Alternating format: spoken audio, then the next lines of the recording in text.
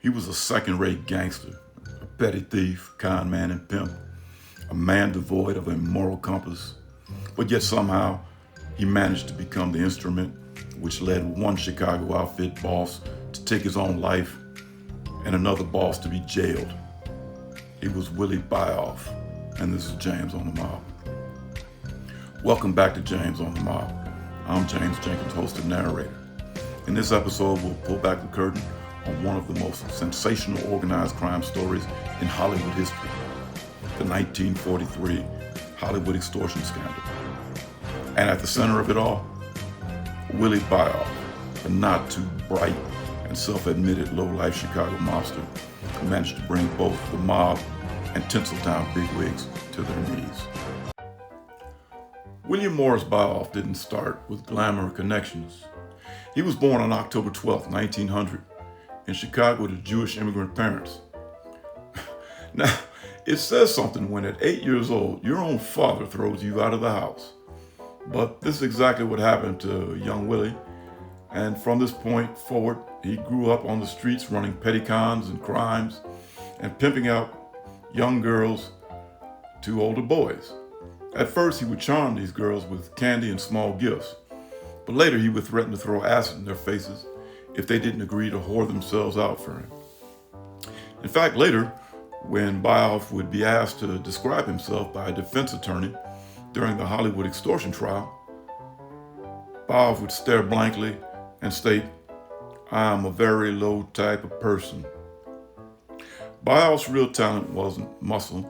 It was intimidation, charm, and the ability to negotiate deals with a gun just out of sight. His entrance into the Chicago outfit orbit was through fellow pimps Jake and Harry Guzik. Jake Guzik was an up-and-coming member of the Chicago outfit and would eventually become its top finance manager, earning the moniker Greasy Thumb for his ability to account for the mob's money and pay off cooperating public officials. Bioff continued to pimp and pander and received his first conviction for beating up a prostitute around 1922. He received 6 months in jail and a $300 fine, but served only a few days in the lockup. And at this point, Bioff began to evolve to labor racketeering. He started shaking down Jewish kosher meat and poultry dealers in the Fulton Market area on Fulton Street in Chicago. He also went around collecting union dues for the Teamsters Union, a role more notoriously known as a union slugger. It was around 1932 when Willie met and teamed up with George E. Brown, who served as business manager of International Alliance of Theatrical Stage Employees, or IATSE. In 1932, he had run for IATSE president but lost. Now, IATSE is a North American labor union founded in 1893, representing behind-the-scenes entertainment workers, stagehands, technicians, and artisans across live theater, film, and TV. It still operates today. Brown was already engaged in extorting theaters and nightclubs for labor peace, a racket where payment ensured strikes would be avoided. Bioff became Brown's right-hand enforcer in the union's Chicago operations. Together, Brown and Bioff merged their shakedown operations on Fulton Street, forming their B&B Enterprises front company and expanding their control of stagehand union by increasing dues by $5, and then pocketing the increase for themselves. And since that plan worked out so easily, over dinner one night, they came up with another plan to raise more money by threatening the theaters with a strike. But then Bioff came up with an even better idea. Instead of collecting money once from the theater owners, they would sell them a no-strike guarantee in which they would collect a monthly stipend. The two hoods approached Barney Balaban, owner of Chicago's largest and most successful movie house chain, Balaban and Katz Theaters. Sam Katz, who would go on to own MGM Studios, and Barney Balaban, who would one day run Paramount Studios, had begun operating Nickelodeon theaters as teenagers, and in 1916 were among the very first to produce silent films. Balaban was a tough self-made man, and when Bioff and Brown showed up with their extortion threats, he personally threw them out the building, laughing. Bioff and Brown, hat in hand, talked about it and decided that they had entered into the shakedown the wrong way because they had acted unsure of themselves and were nervous, and it showed. A few days later, they went back more self-assured and promised Balaban that if they didn't get their way, there would be a strike and it would last for months, unless Balaban forked over $20,000 to B&B Enterprises. To soften the blow, Bioff told Balaban that the money was to go directly to unemployed union members for emergency help, like a soup kitchen. It was a lie, of course. They intended, and in fact, they did steal every penny of the money. But Bioff was smart enough to know that if Balaban gave the $20,000 to a charitable cause, like a soup kitchen, then the company could write the money off their corporate tax bill and win public admiration at the same time. Barney Balaban was also a pretty shrewd dealer. He quickly figured out that neither Bioff nor Brown would keep any written documents of the transaction, since they intended to steal the money anyway.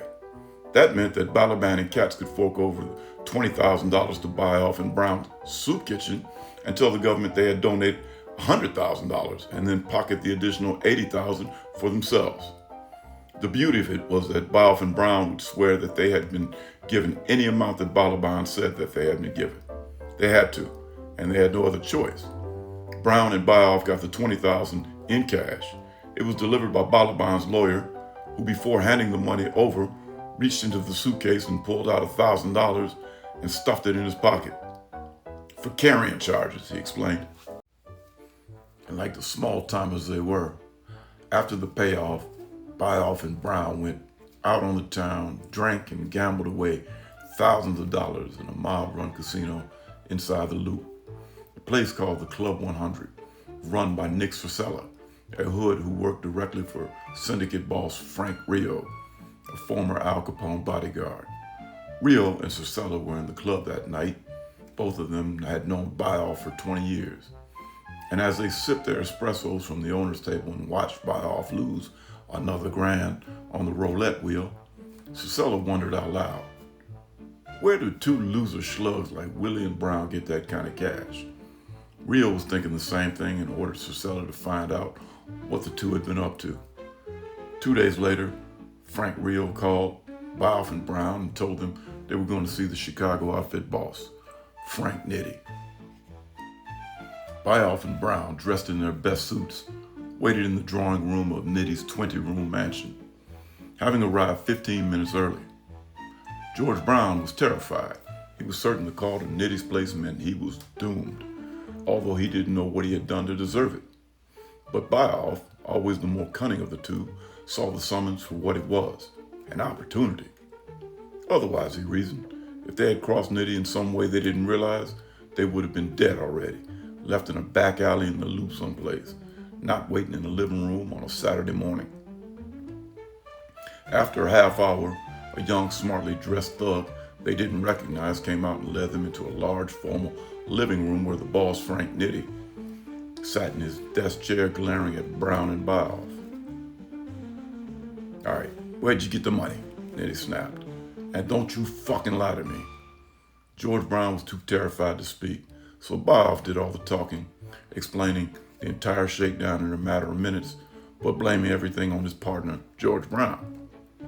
Nitti understood everything even before Bioff had finished talking. He also saw the big picture at once.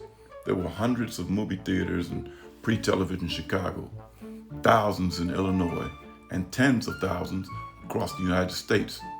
The potential was endless. Furthermore, Nitti said that he was taking the stagehand union from Bioff and Brown and reducing them to his bagmen within the union. They, Brown and Bioff, would handle the day-to-day problems in the local, but if they had any serious troubles, they would report them to Nick Circella. When he was finished talking, Nitti leaned up towards the desk and said, "All right, now get out." In June of 1934, IATSE held its national election in Louisville, Kentucky. With the weight of the entire national syndicate behind him, George Brown was elected national president of the IATSE union, which effectively controlled the entertainment business, and Willie Bioff was appointed Brown's special representative. The Chicago mob's takeover of a giant American industry had begun. Through the union, they held the power to halt film production nationwide. The deal was simple. Studios paid millions in labor peace money, and in return, there were no strikes, no picket lines, and no costly delays.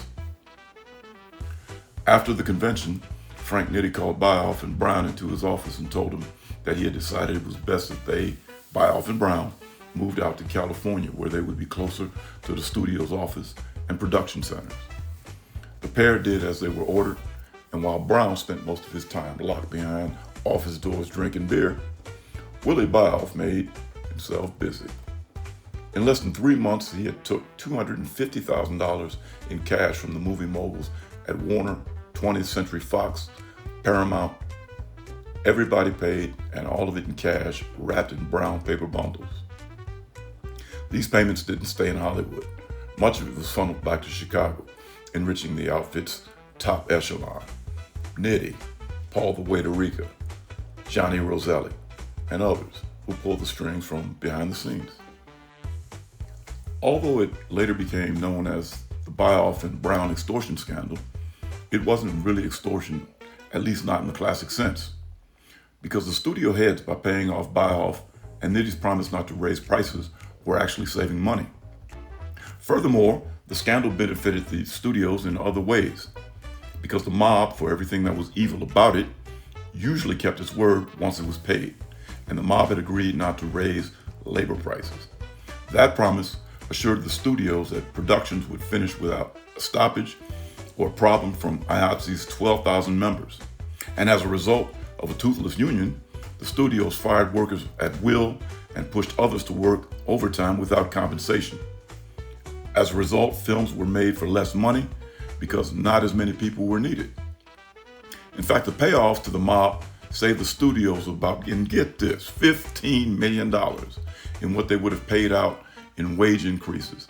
And as an added bonus, the mob ordered Bioff and Brown to raise prices for live theater, opera, plays, and concerts, which were competing with the movie business. Everybody except the membership was happy. It was the Balaban and Katz deal on steroids. By the way, if you're enjoying this inside look at the mob's reach into Hollywood, hit that like button. It tells YouTube this story is worth sharing and helps keep these dives into the mob coming your way. Flush with more cash than he ever dreamed possible, Bioff went Hollywood. He started to wear expensive clothes and carried 3 diamond-studded solid gold Union business cards in his wallet.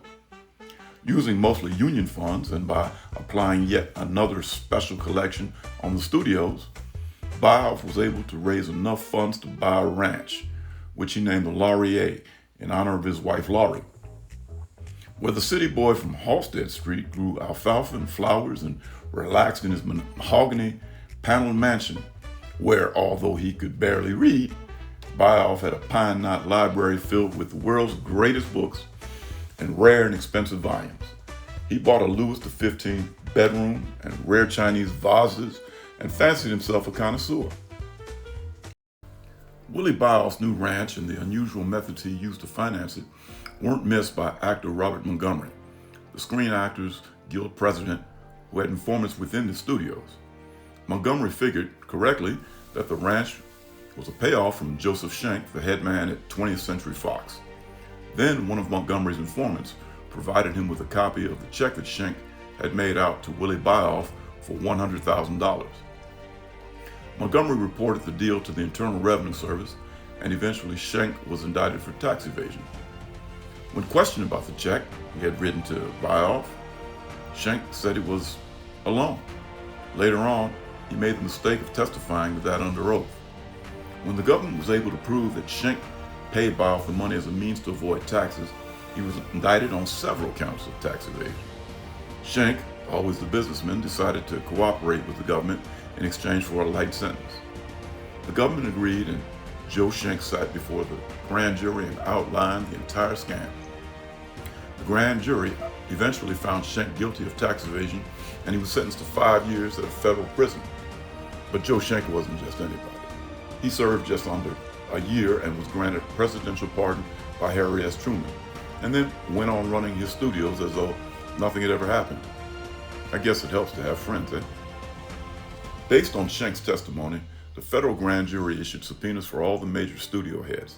But still, up until almost the very end, the government had no real clear understanding of the extent of Bioff's extortion scam or the fact that the mobs of New York and Chicago were involved. Then, Harry Warner of Warner Brothers Studios stood before the grand jury and filled in the gaps.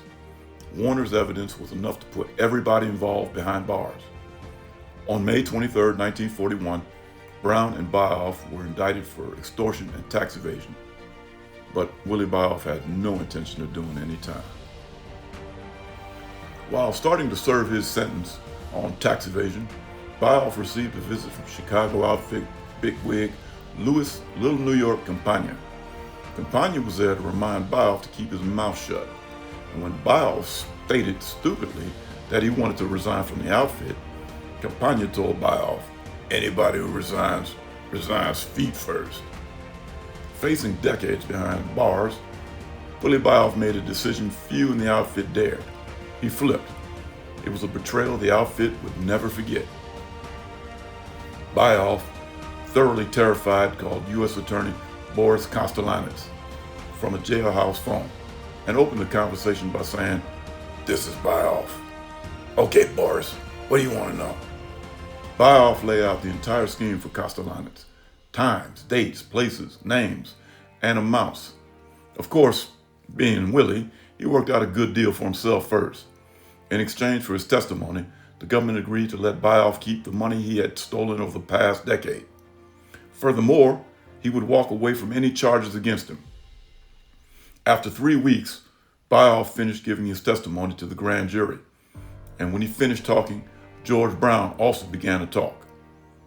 Indictments were handed down on March 18, 1943 for Johnny Roselli, Frank Nitti, Paul Rica, Louis Campagna, Charlie Joy, Phil DeAndrea, and Al Capone's brother-in-law, Frank Diamond Maritote. Frank Nitti never went to trial for the Bioff charges. Fearing another prison stay and fearing that he was terminally ill, the very next day after he was indicted and was visited by fellow outfit members who believed he should take the fall for the mess, he got drunk, took a .45 caliber pistol, and blew his brains out near some railroad tracks in North Riverside, Illinois, to avoid a long prison sentence or mob justice. There was a trial, but none of the outfit members took the stand in their own defense. The case against them was that overwhelming. Hollywood executives were dragged into court. The underworld's ties to the movie business were laid bare, and the public got a glimpse of how organized crime could infiltrate an entire industry. On December 22, 1943, the verdict against them was returned. They were each found guilty and sentenced to an average of 10 years in federal prison, plus $10,000 in fines, and were liable for the back taxes owed. It was, as the Chicago Herald-American wrote, the total demolition of the Chicago syndicate. No, it wasn't. After serving time, Bioff was released in 1944 and relocated to Arizona under an assumed name, William Nelson. But Bioff, being Bioff, he couldn't help himself. And instead of staying out of sight and out of mind, Bioff found work in a Las Vegas casino, of all places, and even went into business with the son of U.S. Senator and future presidential candidate Barry Goldwater. But on November 4th, 1955, the past caught up with Willie Bioff. A bomb planted in his truck exploded, blowing parts of Willie and his truck all over his Phoenix neighborhood. The message from the outfit was unmistakable. Betrayal has no expiration date. George Brown, after being released in 1944, was finally removed from the IATSE union and disappeared into history. I'm guessing that he probably drank himself to death in some isolated location. So goes the story of Willie Bioff. It's a reminder that the mob's influence stretched far beyond speakeasies and street corners. It reached boardrooms, studio lots, and even the very heart of American entertainment. And when the mob felt crossed, no matter how many years passed, retribution was inevitable. Ask Willie Bioff. I'm James Jenkins. Thanks for watching. If you enjoyed this story, and hit that like button, subscribe, and leave a comment. And stay tuned for another episode of James on the Mob. And remember, life is short, so don't whack it off. See yous.